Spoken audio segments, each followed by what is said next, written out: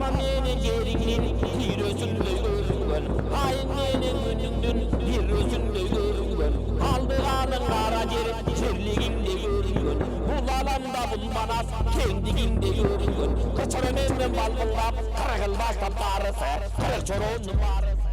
Uyutkulu kırgız elimde ulap ayta turgan söz болгон, көрсө укмуш көз болгон, жакшылыкка жандырып турган, улуу кеп болсо кайыптан алдырып турган кыргыз элинин улуу Манас дастанында дагы бир кырк чоронун бири болгон Тазбаймат деген баатыр болгон. Тазбаймат ушул Манас баатырдын жакын досторунун бири, баатырлардын бири, өзүнчө хандыгы бар асылдардын бири болгон.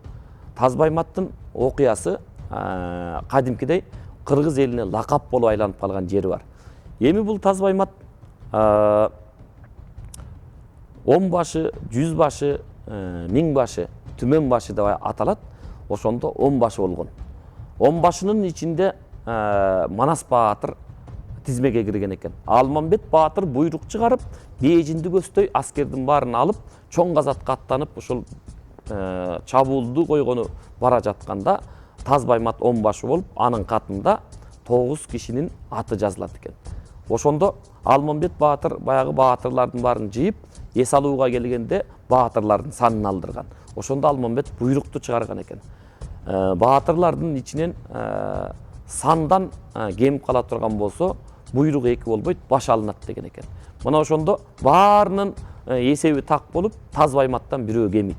Ошондо Тазбайматты чыркыраткан экен. Тазбаймат айтат: "Мен кече кереметтүү кен кол талаш жергесинен чыкканда ушул 9 баатырдын эсеби менен чыктым эле, 9-унун санын алдым эле. Бирок мен 10-нчусу ким экенин эсиме салбап турум. Мен ошол менен келе жатам" дегенде, "Сен деген 10 башы деп коет. 9 башы эмес, 10 башы" дейт. "Буйрук 2 болбойт, бүтүм кабыл алынсын. Тазбайматтын башын алгыла" дейт. Ошондо Тазбаймат элтеңдетип 2 баатыр 2 жагынан сүйрөп кетип бара жатканда кадимки эрсерек алдынан чыга калган экен.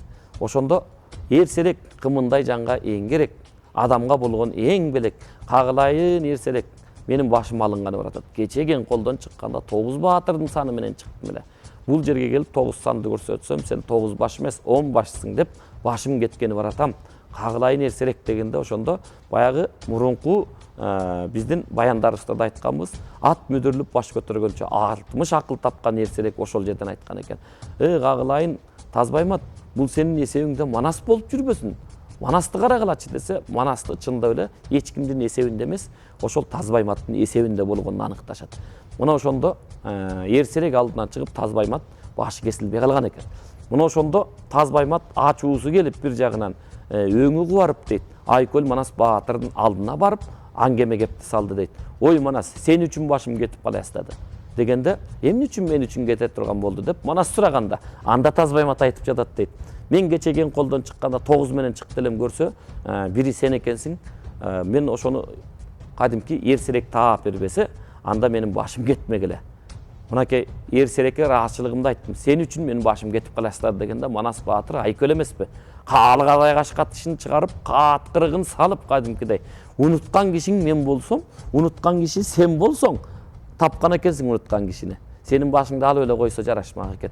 Сага аш болмок экен" деп Манас кааткырыгын салганда, "Бул айкөлдүгү ушуда. Жаныңдан айрылып турсаң дагы, өлөрүн карабаган, колдун баары жоюлуп, колтуктун баары чоюлуп атса дагы, бул Манас Манастыгын билгискен, айкөлдүгүн билгискен баатыр экен да, алып экен да эр экен.